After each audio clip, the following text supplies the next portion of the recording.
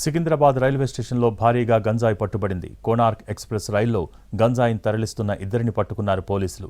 వారి నుంచి 28,50,000 రూపాయల విలువైన 57 కిలోల గంజాయిని స్వాధీనం చేసుకున్నారు. ఒడిశాలోని బరంపురం నుంచి మహారాష్ట్రలోని దాదర్కు గంజాయిని తరలిస్తున్నట్టు తేలింది.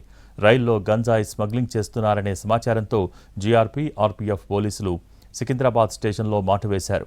గంజాయిని తరలిస్తున్న ఒడిశాకు చెందిన సుశాంత్ కుమార్, మహారాష్ట్రకు చెందిన కరణ్ ఇయప్పన్ శెట్టిలను పట్టుకున్నారు. ప్రధాన నిందితుడు ఒడిశాకు చెందిన జీవన్ పరారీలో ఉన్నట్టు పోలీసులు తెలిపారు. సుశాంత్ చెడు వ్యసనాల కారణంగా అప్పుల పాలయ్యాడు. కారు డ్రైవింగ్ వల్ల వస్తున్న ఆదాయం సరిపోకపోవటం లేదని అధిక సంపాదన కోసం దారులు వెతుకుతున్నాడు. వీరిద్దరిని బరంపురం పిలిపించుకున్నాడు జీవన్. గంజాయి కొనుగోలు చేసి మహారాష్ట్రలో అమ్మటం ద్వారా ముగ్గురం సమానంగా పంచుకుందామని ఒప్పందం చేసుకున్నారు. గంజాయి బ్యాగులను తమ సీట్ల కింద పెట్టుకుని నిద్రపోగా మధ్యలోనే జీవన్ అదృశ్యమయ్యాడు. కోనార్క్ ఎక్స్ప్రెస్ సికింద్రాబాద్ రైల్వే స్టేషన్కి చేరుకున్న తర్వాత సుశాంత్, కరణ్లు దొరికిపోయారు. వీరి నుంచి 4 సెల్ ఫోన్లు స్వాధీనం చేసుకుని రిమాండ్కు తరలించారు.